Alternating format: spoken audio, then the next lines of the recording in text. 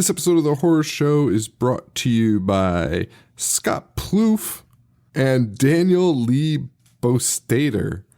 Thank you guys so much. And also, we want to give a little shout out to the SqueeCon. Our friend Hansi is running SqueeCon on December 1st from 1 p.m. to 9 p.m. at Lyrics Hall Theater in New Haven, Connecticut.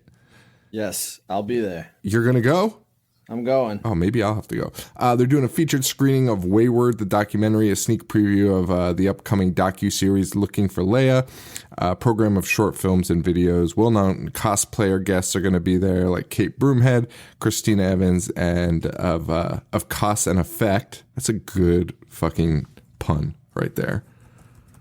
That's fucking fantastic. Rowena's cosplays Alia Ocasio, Jacob Daniel Womack, Jen Watcher Tonks, and more to be announced. Performances by Kat Smith and Tea Time for Mad Girls. Panel on practical cosplay with more to be announced. Nerd karaoke is going to be there too. Oh fuck, I might go just for nerd karaoke. Get loaded up. If you want to go, you can purchase tickets. It's at filmfreeway.com/SqueeCon/tickets. The advanced tickets are $20 online. Use the promo code FAF2018 for $5 off. And that's until 2 days ago. So after that, tickets are $25 at the door. So I should probably read these more thoroughly when I say them. Anyway, that's SqueeCon, and Hansi's been a fan of the show for a long time. So please go out if you're into that stuff. Just Google it, SqueeCon, and it'll come up. It's in New Haven, Connecticut. Maybe I'll come. Maybe I won't. We'll see. We will see. So anyway, next up is fucking Silent Rage. A real nail biter. Was it called Silent Rage? That is what it was called. All right, Silent Rage is coming up.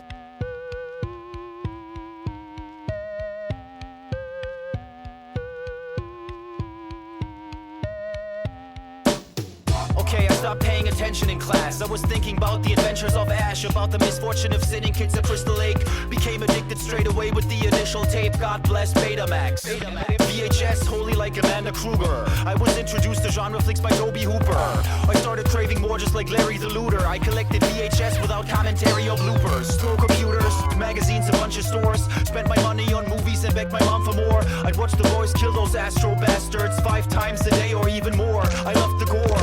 Lionel and Paquita combined their lonely hearts. I was hellbound, Cenobites tore my soul apart. I've seen them all, from Dracula to Vertigo. Listen up, welcome to The Horror Show with Sean and Joe. Hello everybody and welcome to The Horror Show. Show dissects, mutilates, dismembers, and butchers all of your favorite and not so favorite horror movies and other horror related events. I'm Sean. I'm Joe. Joe. Yes. Did you know Chuck Norris counted to infinity twice? Can we just do Chuck Norris jokes this entire episode? Chuck Norris does not wear a condom because there's no such thing as a protection from Chuck Norris. That's solid. I thought I hated these jokes, but that one's pretty good. Oh, fuck. This week we are doing a Chuck Norris film. Thank God. Or not. Yeah. Yeah. It's called Silent Rage. It was made, it was released in 1982, April 2nd, 1992. April Fool's Day, the day after April Fool's Day. So, $4.5 million budget, $10.5 million box office. This fucking thing made money. Can you believe it? Barely. That's barely making money. Also, the 4.5 was estimated. I have not seen that listed anywhere. There's no way. Something happened. I don't know. So Silent Rage is a Chuck Norris movie. It's Chuck Norris's first attempt of a movie outside of, what would you say, action? That's all. I mean, it's still very much action-y. Do you know? Well, yes, it is. I mean, this is not like this is billed as some type of horror movie or or murder. That's what I was gonna say. When you pitched this to me, first of all, I was very alarmed when I went on the Letterboxd and saw that you had already seen this a year ago. Yes, last year. Okay. Well, it was still, when you pitched this to me, I thought it was going to be like in the vein of, I don't know, Copycat or something. Like Chuck Norris hunting an actual serial killer, like doing investigation and shit, like Seven. That is not the case. That is not even remotely the case of what this movie is. No, it's not. This movie, I also rated it so high. So you gave it a 2.5. I know it has changed. FYI, that is way too high. Which, by the way, this movie, I started watching this on Wednesday and I finished it this morning. Because exhausting. I fell asleep.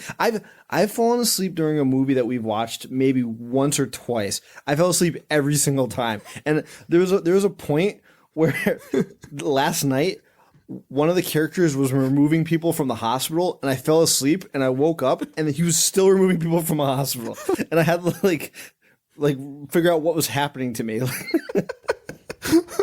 Dude, I said it to you earlier. This movie is an hour and 40 minutes, and I have that hour and 30-minute rule, and really, I'm a stickler to it, especially when there's basically 6 scenes in this movie. Like, there's not many scenes, and they're just so long. They're so fucking unnecessary.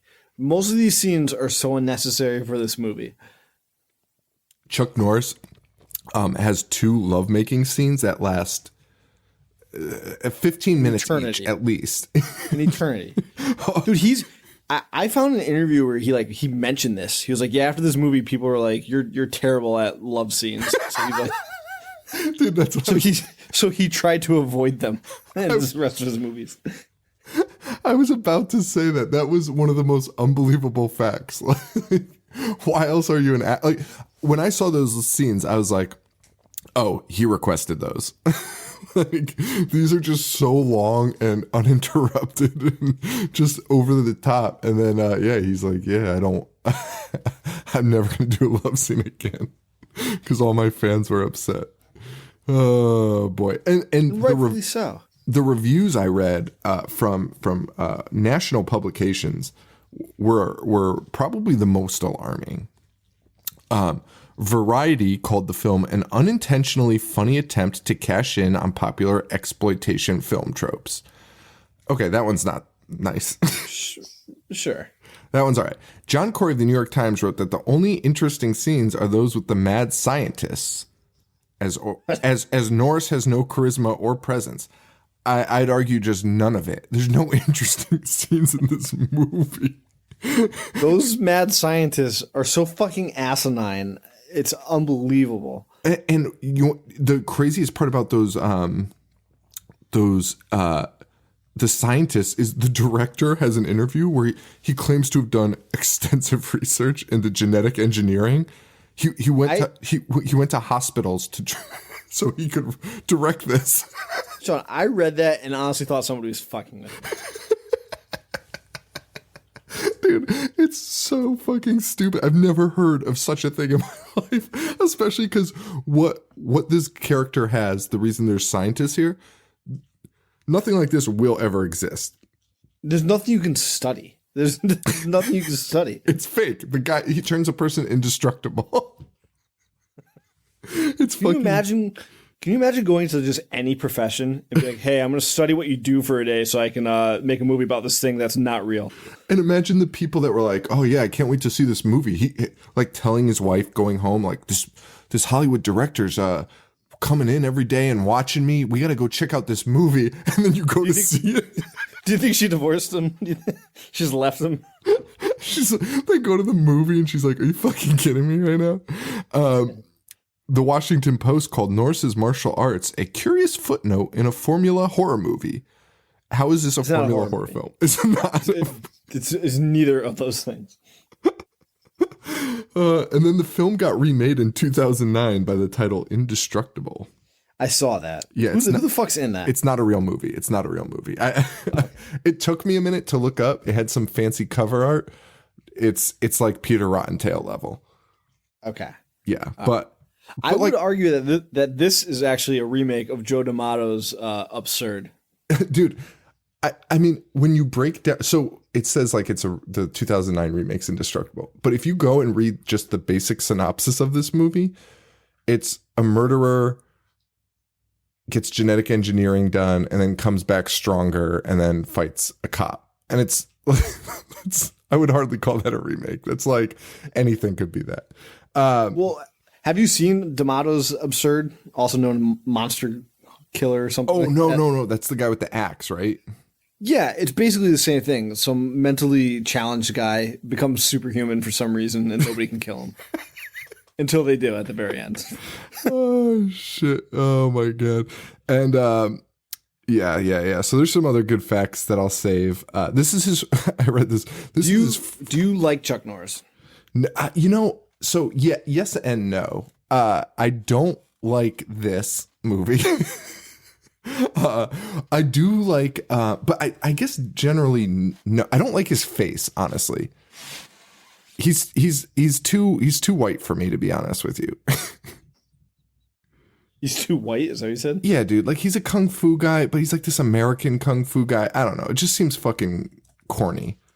I don't know. But like the missing in action movies are pretty fucking dope. I don't mind him. I would say I kind of find him entertaining, but I do agree calling him a martial arts like star is just something off about that. Yeah, because he's got a fucking like bristle broom mustache. It's fucking crazy. He's quite young in this film. He is, and I mean, are you aware of how young? No. How young would you say he was if you had to guess?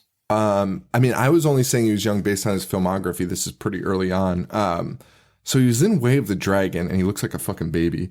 Fuck, I don't know. Because, okay, you know what? Without thinking of Way of the Dragon, I would have probably said, like, this is totally probably way high, but I was probably say 32 to 35. Okay, that's a fair guess. He's fucking 42. No, he's not. Yes, he is. So how old was he in Way of the Dragon? Oh my God. What year did that come out? 74. So he was born in 1940. Yeah. He was born in 1940. So he's 34 in that movie. Oh my God. Are you fucking kidding me?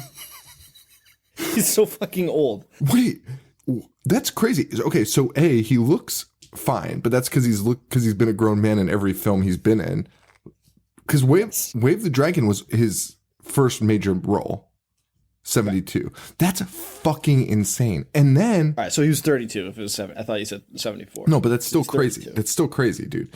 And then, so because I was looking at when he was like, I looked at his list and I was like, oh man, he really after the 90s, he really stopped doing shit, right? After Top Dog. And then but now that you're saying that, it's because he was like a 95-year-old man. He was in Expendables 3, which came out like 2 years ago. And he, I can't do the math, but he was like in 68. Dude, that's fucking crazy. This honestly, you might have melted my brain with this. Holy shit. He's 78 years old right now, which is fucking bananas. Holy shit. And is he's still around, right? He's like floating around doing weird shit or no? No, I tell you, he was in Expendables 3 like 3 years ago. Mm. Do you know his brother's a stunt coordinator? I did not. And he why would I know that? His name's Aaron Norris. And Aaron Norris has done stunts for like Ant-Man and like major movies. And then all of this guy's fucking idiot movies. But I kind of wish we watched Invasion USA, to be honest. Dude, Invasion USA, Missing in Action, Delta Force, all of those movies from like this movie really, I don't know how, like his career really should have ended with this movie. But somehow after this, he does Lone Wolf McQuade, and then that kicks off like Missing in Action, Missing in Action 2, Invasion USA, Delta Force. And all of those are dope. When we make this shift and do cult movies, can we please do Invasion USA? Dude, I will do like a week of Chuck Norris. Well, okay, a week. I'm done. Like we could do them all. Oh, yes. Okay, good. Because they're all the same movie. So Dude, there was a note that says he plays a ranger in like every film. They're like, yeah, this is the first time he chose to play a police officer and not a ranger. What the fuck? So fucking weird. These fucking people are fucking bizarre. But we should probably talk about this movie. But actually, we don't really have to, because this movie, I mean, we can sum it up very quickly. it's so crazy. It's fucking crazy. Well, first of all, so it starts off with a mentally deranged man in a home, which I assume is like, I don't know, like a foster home, but he's way older than his siblings and his counterparts. I wrote movie opens with a 50-year-old orphan, because that's what it appeared. Because no one else appears to have any type of issues. Nobody is a psychopath or a lunatic, or even everyone seems to appear of sound body and mind in this home, except this one adult man. Who straight up looks like he's going to murder somebody from the first. That was the next thing I wanted to say, is that one thing this movie got right is they casted the most insane looking individual I've ever seen. Like as soon as he's on the screen, you're like, oh shit, this is the bad guy. This is. Like, as soon as he comes on, you're like, when is this guy going to start murdering? And it doesn't take long. And then he answers a phone call, and the way he talks, like that guy's either legitimately insane or the best actor of all time. Also, fun fact, I did not understand the title. Okay, so wait, I want to go back to my original rating of 2.5 because I was watching this at work that day, and I clearly was not paying very good attention to it. Because rewatching it, there was a lot of stuff that I definitely missed. And most importantly, I didn't understand why it was called Silent Rage. And I still didn't until the very end of the movie. When I was like, why is it so quiet? So this guy takes a phone call, like Joe said. He's talking to his doctor, and he's like, I don't feel so good. I can't make it. And you kind of know what's going to happen from the jump. And and that's the last thing this man will say. That is, and he will go outside and proceed to chop wood in the most erratic, volatile way I've ever seen anyone do anything. One thing, did you pick up on that? Yeah. Oh, yeah. I picked up on I don't know. John, he's chopping. He's using, first of all, a full axe. This guy also must be the strongest man in the world, because he's like bringing it back and forth so quickly, and he's chopping, honestly, twigs. Like there's no need to use an axe for those. Everything about this guy freaked me out. I mean, this guy should have gotten way more work afterwards. I didn't check if he did, because he definitely didn't. I think he's just legitimately insane. Yes, I do too. Because the way his movements are this entire movie, beginning to end, he moves like a fucking weirdo. Like, he moves like a fucking lunatic. There's scenes where he's kind of walking like a monkey. Yeah, did you pick up on that? Like, the way he moves is just really fucking bizarre. No, there's something off about him. Oh my! I just looked up a picture of him. He's in the Green Mile, I guess. But I just looked up a picture of him, so he's like 70, and he still looks just as insane.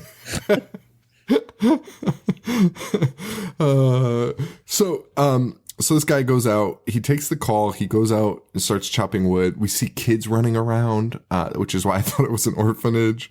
And there's a house mother there type of situation. He takes the axe, so just out of the blue, he's chopping wood, then just stops, marches into the house, and just starts trying to kill the woman, the house mother. And then a man comes in and is like, hey, knock it off. And that's another thing that I'll give this. So the movie didn't start off so terribly, because that's probably the most realistic axe kill I've ever heard, because it was just a sickening thud. The guy just like dropped. I'm like, wow, that's disgusting. And it was just like a weird love tap. It's like the way Ric Flair does chair shots. Like there was no backswing to it. He just turned and like from holding it in front of him, just taps him in the forehead, and the guy's head splits open like a melon, and he goes down. And you're right. It starts off pretty exciting.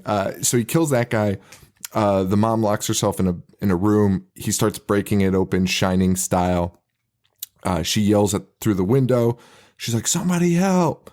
And I don't even know how this is possible, but cops are just outside. First, it's just a mailman, and then like 2 seconds later, there's just a bunch of police like just watching the house. I'll give the movie some credit, or give the writer some credit. I think because he alerted his doctor. Oh, you're right. That he was totally losing right. his mind. The guy probably alerted the authorities. No. You're totally right, actually. And Chuck Norris, of course, is part of the police department. No one in a rush, though. No one's really in a rush to help this woman. Chuck Norris takes his sweet ass time putting on his cowboy hat and getting his guns ready. And he just starts walking around the house. He finally confronts them. They get into a little bit of a fight there. He disarms them. Oh, does he kill that woman, by the way? He does. He does. By what? Smashing her head on the wall? He does that a lot. He does. His kills are terrible. He either chokes her or smashes her head on a wall, because that's kind of all he does. And by all he does, I mean, he'll do it to like 3 other people.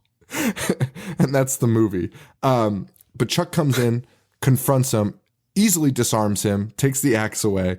But this guy just takes off, runs through the woods. No, I shouldn't say woods. Runs through the brush. They're in the suburbs. It's fucking insane. Chuck, I've never seen a man give up so fast on chasing down a criminal. And he has 6 other cops on site, and none of them are helping. Absolutely none of them are helping. But creepy guy. What's that guy's name again? He's got the bad guy? Yeah, John. It's John Kirby. John Kirby, which is an action movie bad guy name, but that's fine. Clearly stuck in that mode. He starts crawling around in the brush behind him and starts beating the shit out of Chuck Norris with a wood plank. Still no other cops, but also there's no score to this movie. And I just started in the 70s. That happened a lot. And it's so unsettling to watch those scenes when there's no background music. No background music, especially when it's fighting and it's just 2 guys being like,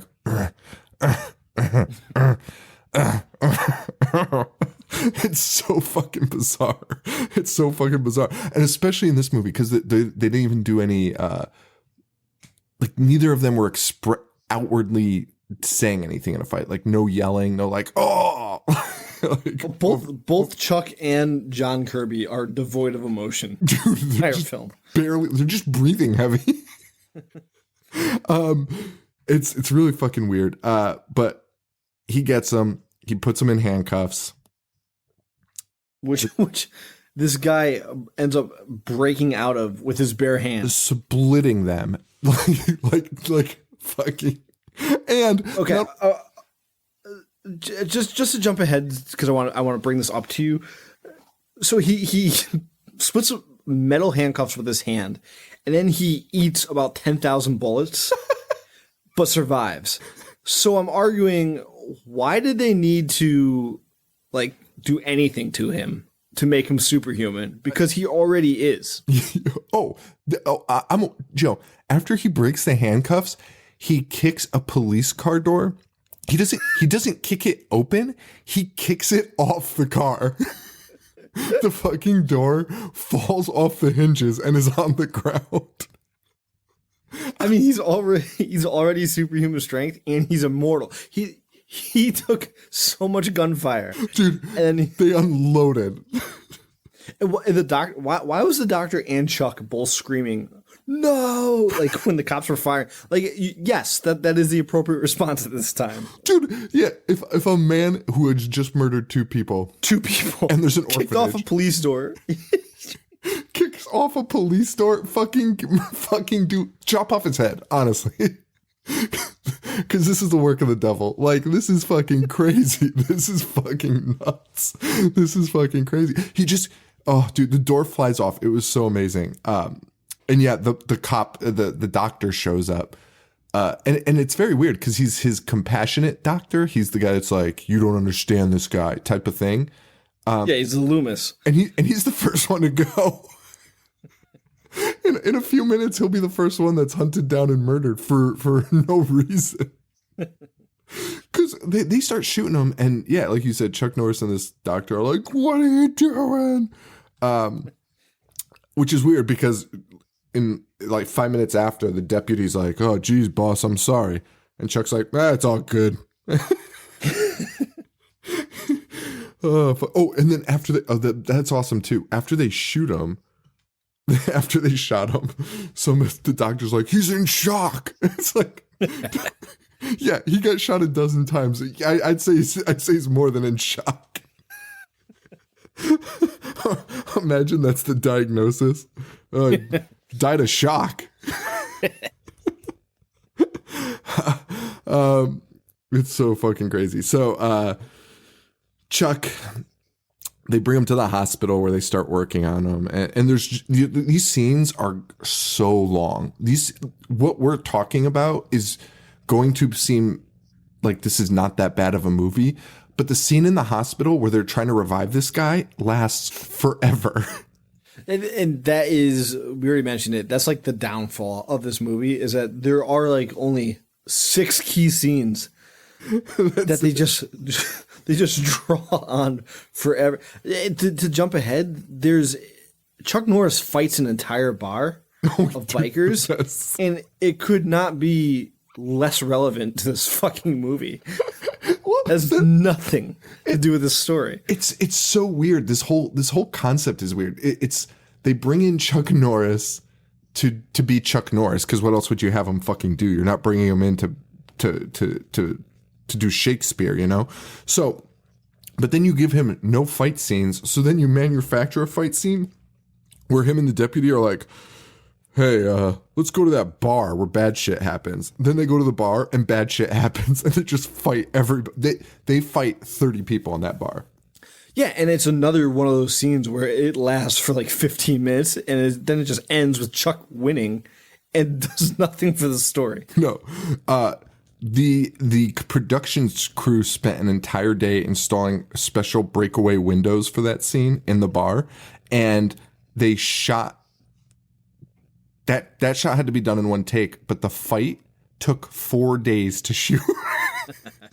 You know what? This is way over $4 million. 4 days of production for a fight? Are you fucking kidding me? With a guy that is supposed to be a fighter, and then probably just stuntmen who, you know, they can do it too. So this should not have taken that long. But I do want to mention the deputy is played by the guy who plays Flounder in Animal House. Yes, yep. And he's supposed to be the comic relief, and he is not great. I mean, it's not his fault. It's not his. It's not. I like Stephen First. You know, rest in peace. He just recently died. Yeah. He's great in Animal House. This was just not.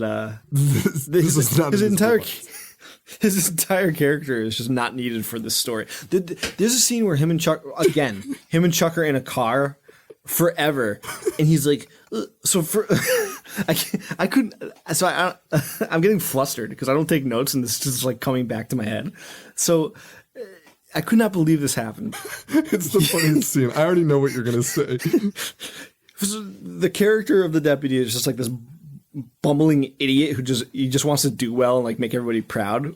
And especially Chuck. Like, especially Chuck. Yeah, he just wants to impress him. And he's like, I'm sorry, I did something when I was 6 years old. And he tells this like 25-minute story about how he froze his dog to death.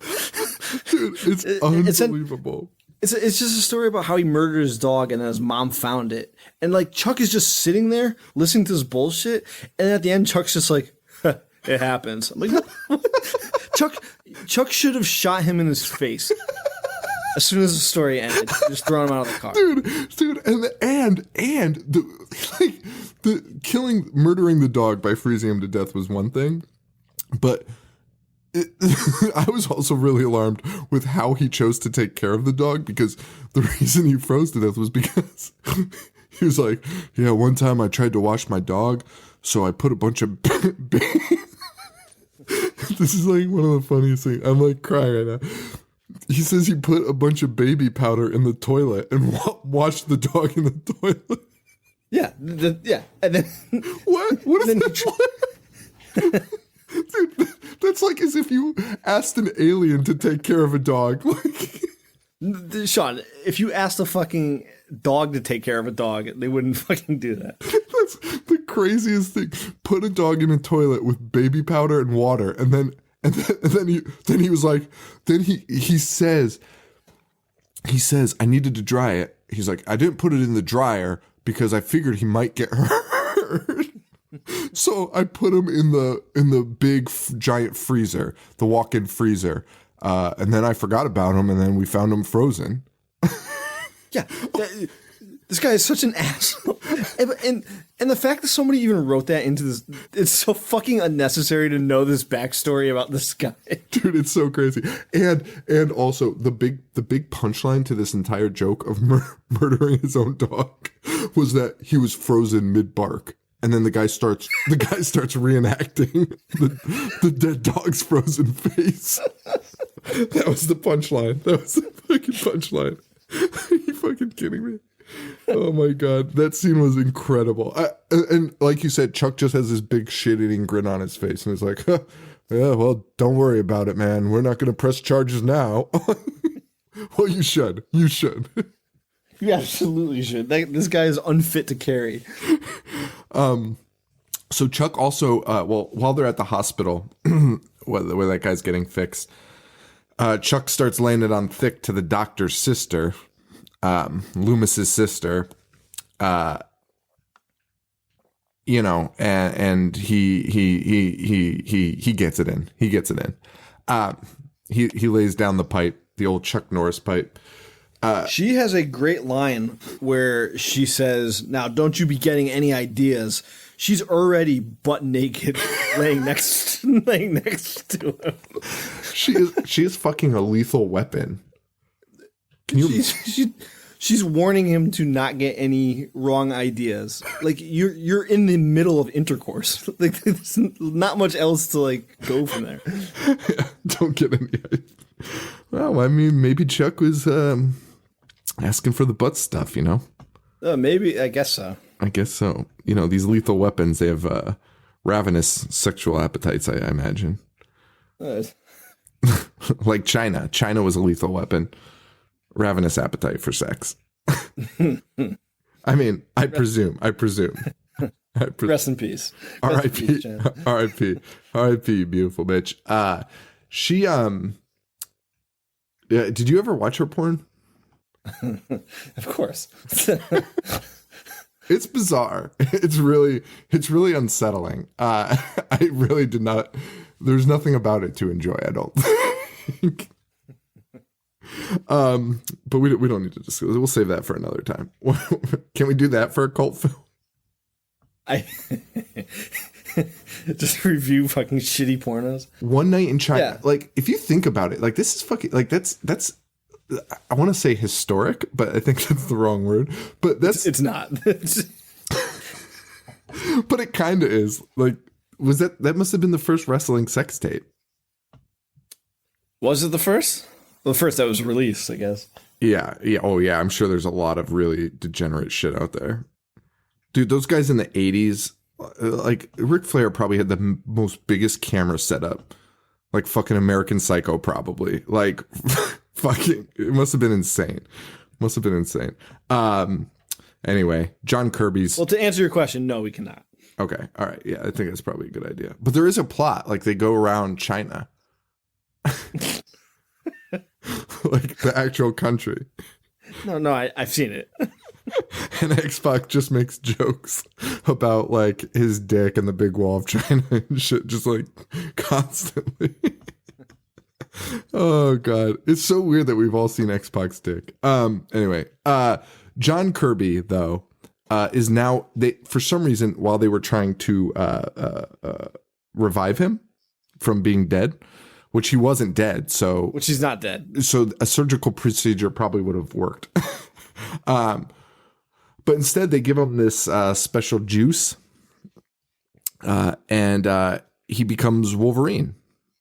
He does. Which, as doctors, it just doesn't really make sense that they chose a mass murderer to do this with. I mean, honestly, it might, because if you're a doctor, there's no way you're banking on this working.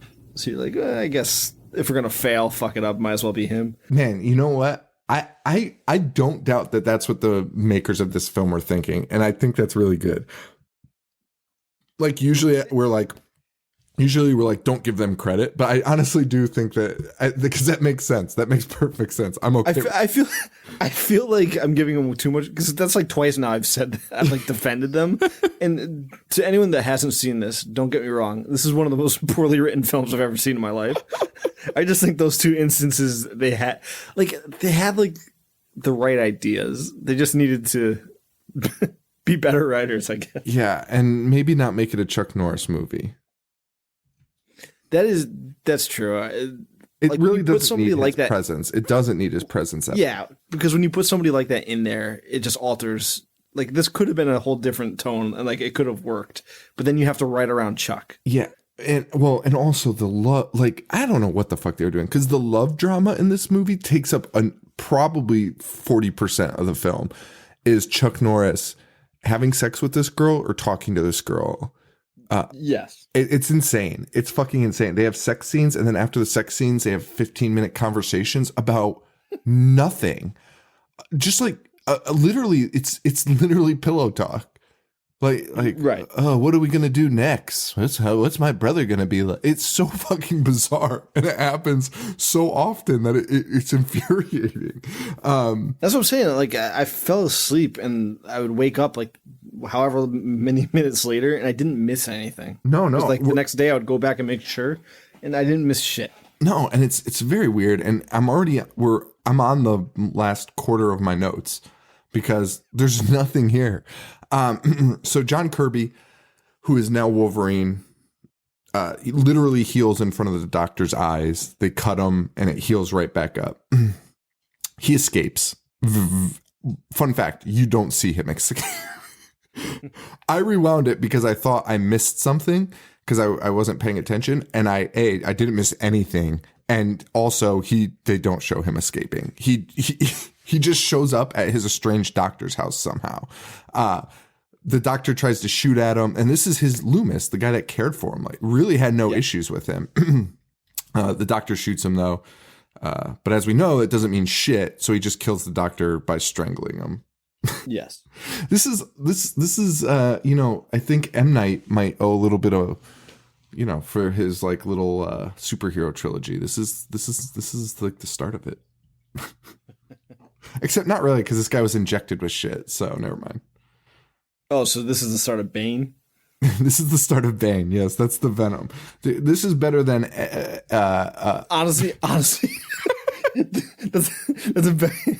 I know what you're gonna say, and I agree, because we've had this conversation that Bane is only fucking superhuman because he has that venom going through his bloodstream, which nobody has done except for the Bane in Batman and Robin. Correct. Which makes him the best Bane. 100%. 100%. This guy is a better Bane than Chris Nolan's. Yeah. Yes. I will agree. It's so fucking ridiculous. Just give him the fucking juice. Give him the Venom juice. It's so easy. You don't even need to give him a speaking role. Just fucking. Honestly, Batman and Robin had it right. He was just there. He was huge. You knew who he was. He was wearing the Bane mask. He had the Venom, and he was strong. That's it. That's what he fucking broke needs. Shit. And he shows up and he breaks Batman's back, and that's it. That's all you need. It is, man. It's fucking great. And Batman doesn't need to go in a fucking hole and fix his back. Oh, I forgot all about that. I was the baby in the hole. What a stupid story. Also, I should note that I'm drinking wine right now, so that's probably part of why I'm sending this off the rails. Bane, though, yeah. let's talk more about Bane. I'm really excited to just do cult movies so we can just fucking watch whatever we want. Yeah, but you're not, because cult movies are going to be like shit like Silent Rage. You're right. Because this is not a horror film. So anyway, so he kills his doctor, right? Yep. The girlfriend of the doctor, she's there. She gets it next. Again, this guy's kills are just so unfun. He just takes her, and when I say smashes her head on the wall, it's not what you would imagine from a horror film. He literally just takes her and like puts her head on the wall, and then a blood splatter appears, and that's the end of it. That's the fucking end of it. She's dead. The sister comes in, the Chuck Norris's lover. She finds everyone dead, and somehow there's 40 minutes left to this movie. We already went through an hour of what me and Joe just talked about. So that tells you what the filler is. The filler is insane in this. The level of discussion, the doctors, there's politics with the doctors where one of them wants to, there's 3 doctors in total. And again, there's like not an exaggeration, like I'd say a good 7 minutes of there's those 2 guys yelling at each other. Oh yeah, like, I'm not gonna do it. And he's like, I'm your boss. Like, what? About the direction of their research. like it's crazy. The guy Loomis thinks it's unethical. Fun fact, it is. The guy loses his mind. He's like, oh, I'm not gonna stop now. Then he kicks Loomis out. This is before Loomis is dead, obviously. And then we'll have another scene where the other doctor is like, hey, man, I know what you're doing, but like, seems like a really bad idea. And he's like, you get lost too. And they're all dead, by the way. They all die at the hands of this guy. That's actually the next scene because they try to inject him with like poison. Yes, but of course that doesn't work either. Because he's already been kicked down the stairs too. Also, again, they fit in. I just want to reiterate, they fit in 2 bar fight scenes during this entire time. Yes, the bar fights, and that's the best part. I mean, honestly, because you have Chuck Norris in a movie, you're expecting a fight. So at least the bar fights, you're like, all right, like I'm getting something out of this. Although, I'll be honest, Chuck Norris's fighting style fucking sucks, man. Like, it's very by the book. Oh, dude. Oh my God. It's like he's being like judged in a taekwondo, like being judged for points. That is an amazing thing. I think that's why I don't like him. I think he's like Bruce Lee, and honestly, any Shaw Brothers movie, the fight sequences are so fluid and natural. Even though they're obviously scripted or whatever, like they're just very fluid. When Chuck does it, you're right. He's just so by the book. He's just yeah. He's doing like actual takedowns. Like he's being scored for what he's doing. Like, yeah, and it makes it so unfun to watch. It's like you said, it's not fluid. It's not natural. He does these like kicks that I can't even imagine doing in my life. His foot is above these guys' heads sometimes. And I credit where credit's due, but the way he does it, he just like stops right next to their face and just kind of like hits them across the face. And I'm sure that's the proper way to do it, but it looks fucking terrible. Like it looks stupid. It looks hokey. But so you have those bar scenes.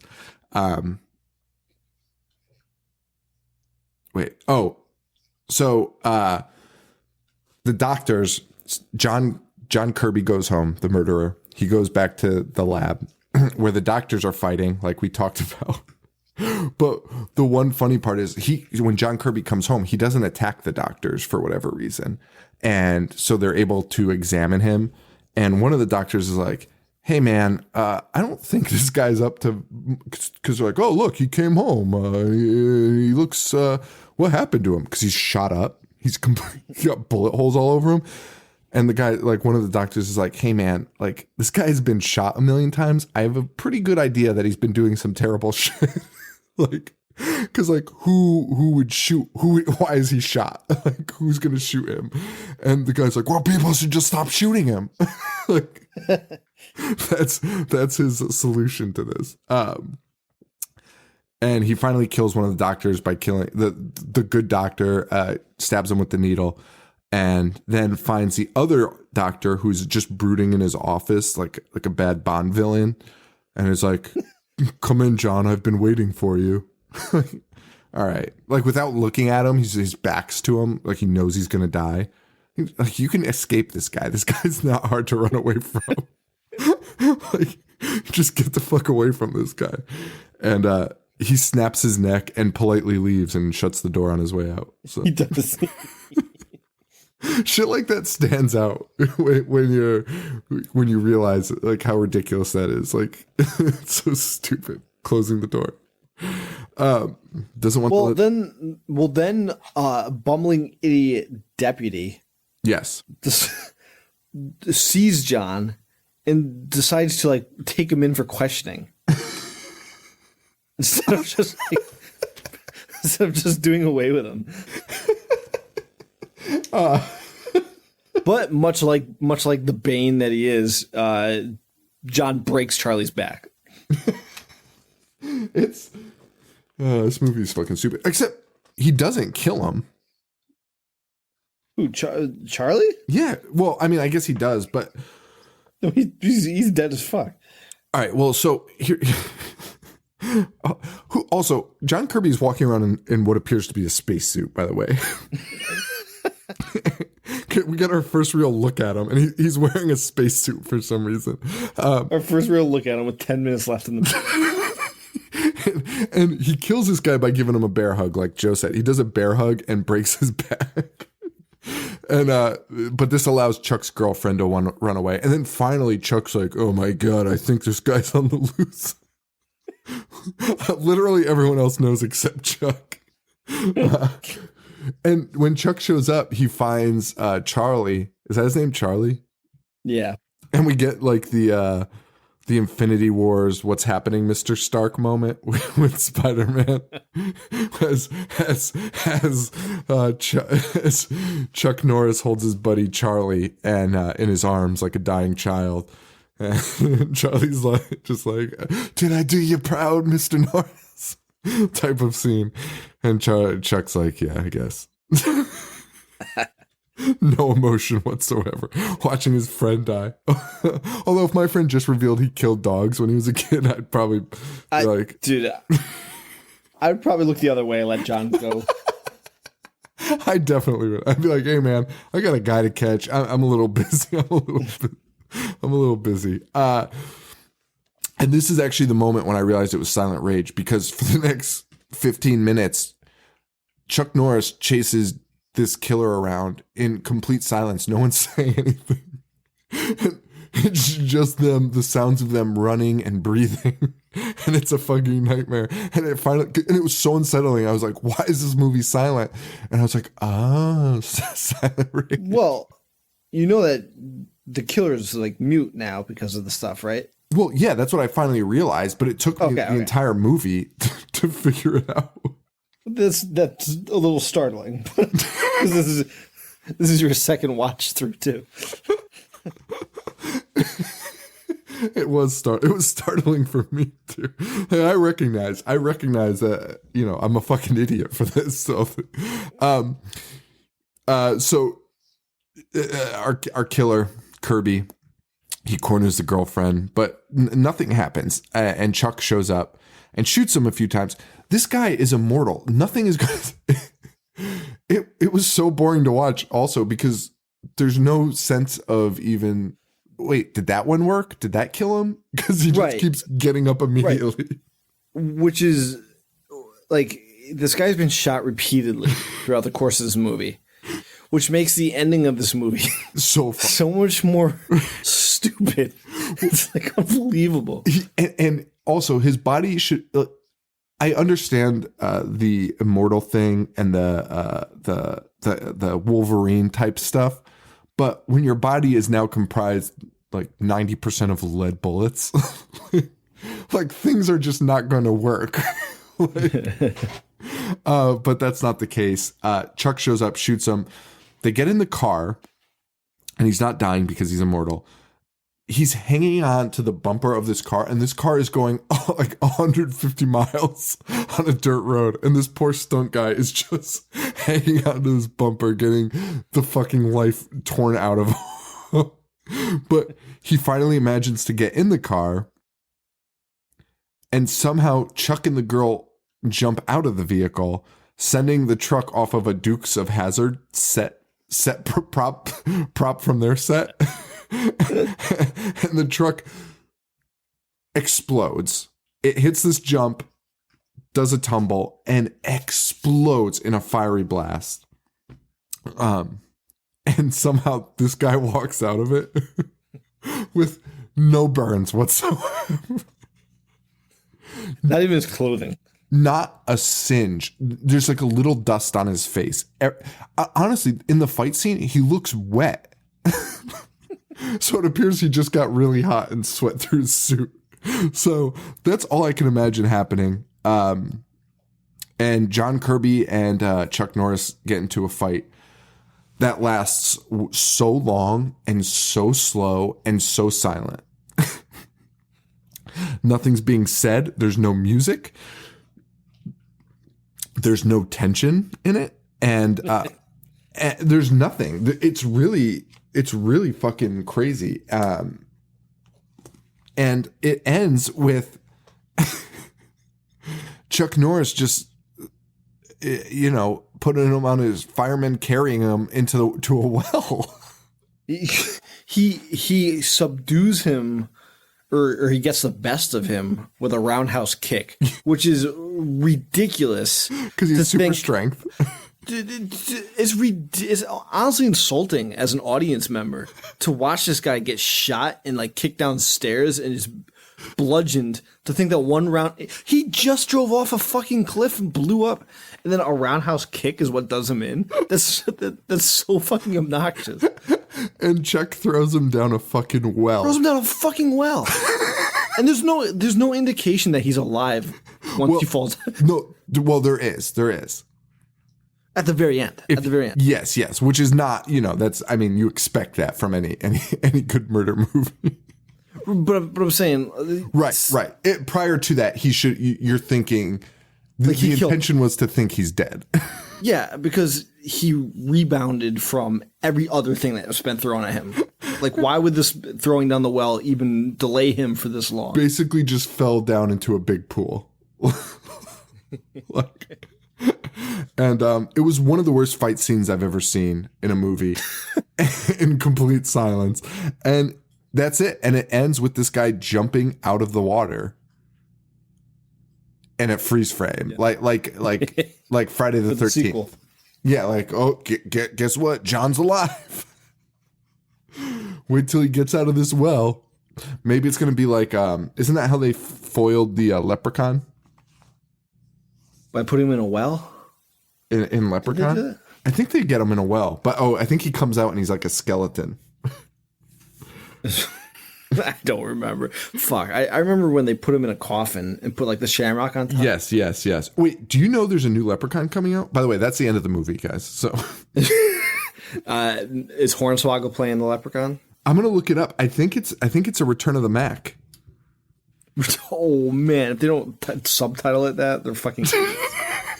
Return of the Mac. Dude, especially, oh my God, like Mac, like,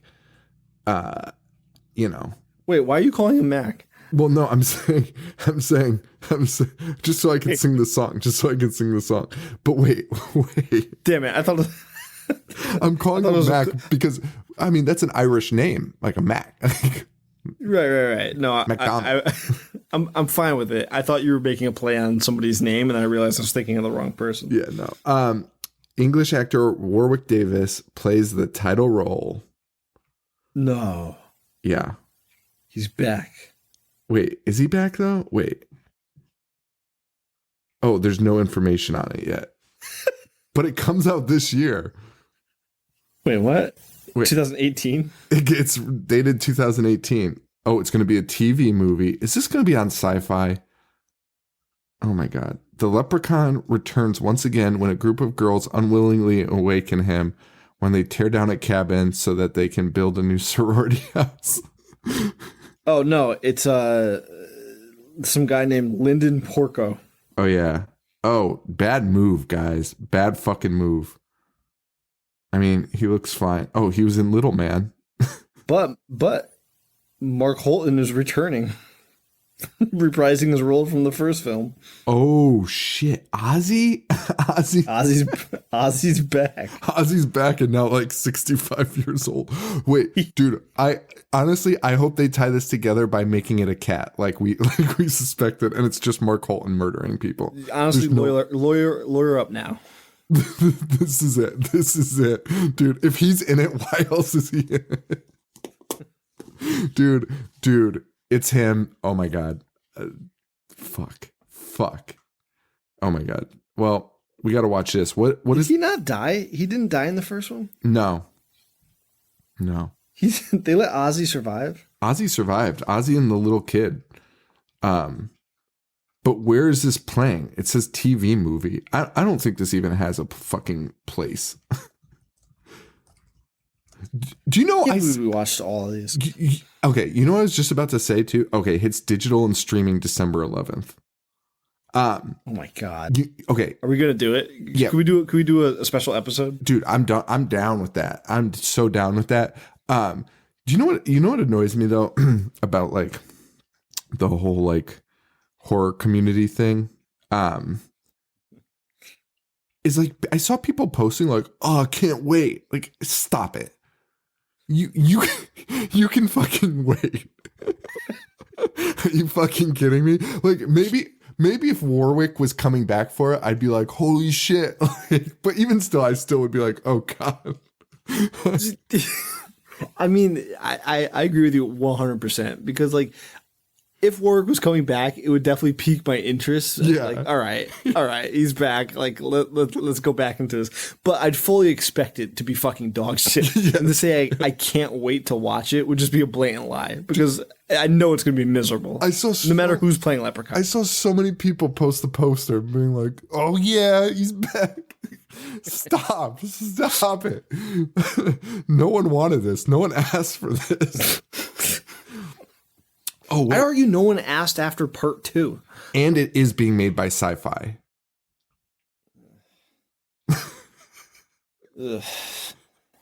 Well, and no Jennifer Aniston. I mean, come on. Is it premiering on Sci-Fi Network? No, I think Sci-Fi gets it after they put it on the streaming services. Wow. I think they want to make some money off of it. Oh God, this looks interesting. I mean, he doesn't look like the Leprechaun, but it's fine. I just saw a picture of him. Anyway, check that out, guys. We'll be doing that. Maybe we should watch it together live and record. Well, that's why I was asking you if Sci-Fi was premiering it, because I was like, let's just, how about you, me, and Paul watch it together? Yeah, I mean, I can't figure it out. Sci-Fi has it here. Maybe that is the case. I don't know. No, because it says December 11th, and then Sci-Fi's site says they're going to air it in 2019. I should probably tell them that they're doing this wrong. I should probably send them an email. Hit them up. Like, you guys, I'm not quite sure you guys know how to do this. It says "School's out of luck" is the tagline, which, you know, doesn't make a whole lot of sense. Wait, "School's out of luck"? That's correct. That's the tagline for this? Yeah. It's not even a play on words. No, it doesn't even make sense.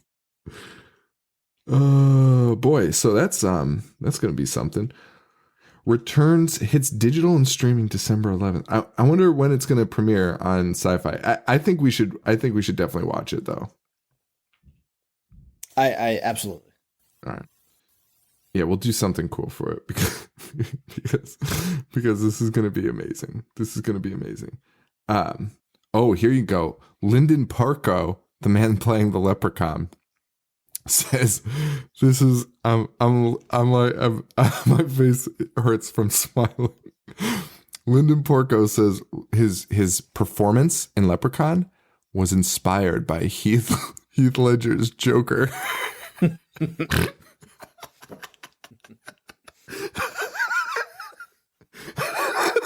Oh, good. Are you kidding me? That's the dumb. That's just what people say now when they act. They think they're acting really well. Oh man, go for it, Porco. Dude, I bet you he doesn't even have a speaking line. Like fucking Hornswoggle. Didn't Hornswoggle's character not talk? Yeah, because the makeup like sealed his face. And he was so proud of that role too. I actually never even watched that. We got to watch that too. Okay, that's what we're doing. We're gonna do the final two movies when that one comes out. We'll do them. Right. I think that's actually a Patreon pick.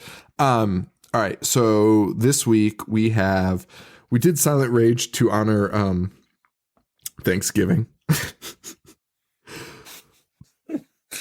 Yeah, because you thought of Blood Rage.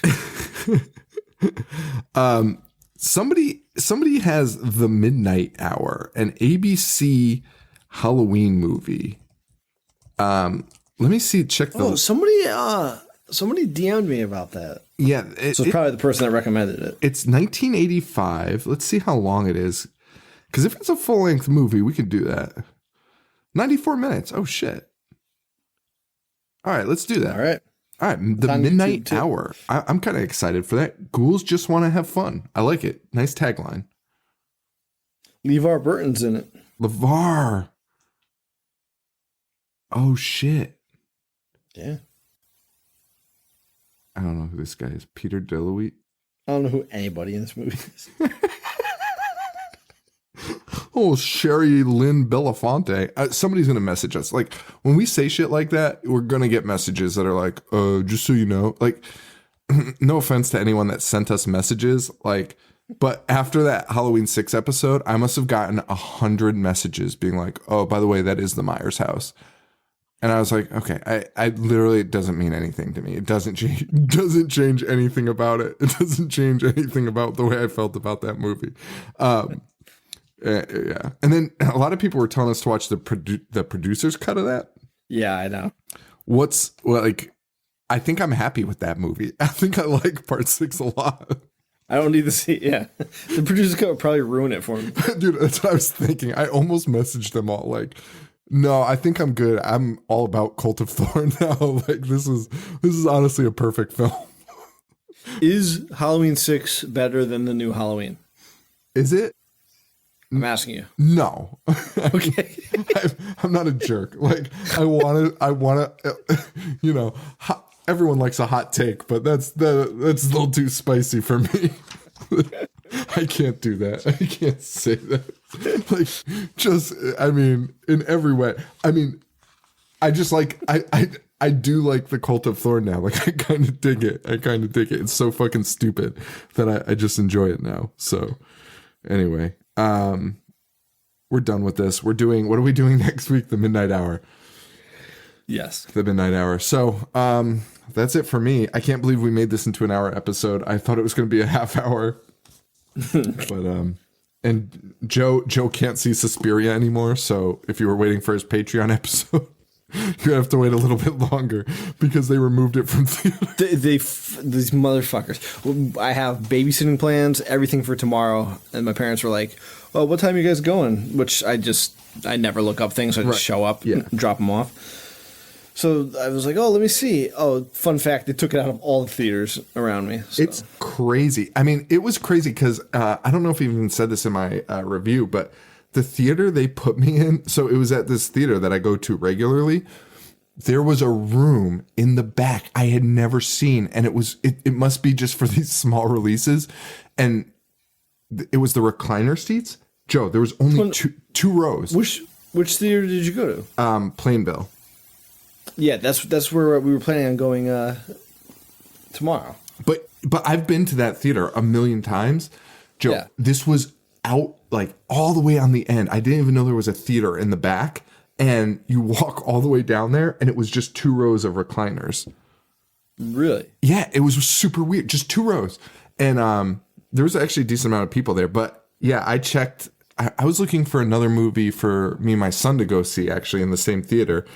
And they had replaced every movie late in their run or that just wasn't doing well with The Grinch. Yeah. There's 100 theaters for The Grinch. Don't even get me fucking fired up, because now that's what I have to go take my wife to see tomorrow. Scott Mosier directed it, the producer of Clerks. Oh, okay, cool. Yeah, you know directors and their animation. Should I record my Suspiria bonus ep on The Grinch? Yes, please act like you were sat through Suspiria and just be like, it made no sense. It's so far from the original vision. They changed Mother Suspiriorum to this character named The Grinch. Cindy Lou Who. Cindy Lou Who. Yeah, that would be good. I'm down with that. Yeah, you got to see that though. I'm sure if it's going to get pulled from theaters and then it'll be on demand like very soon, I imagine.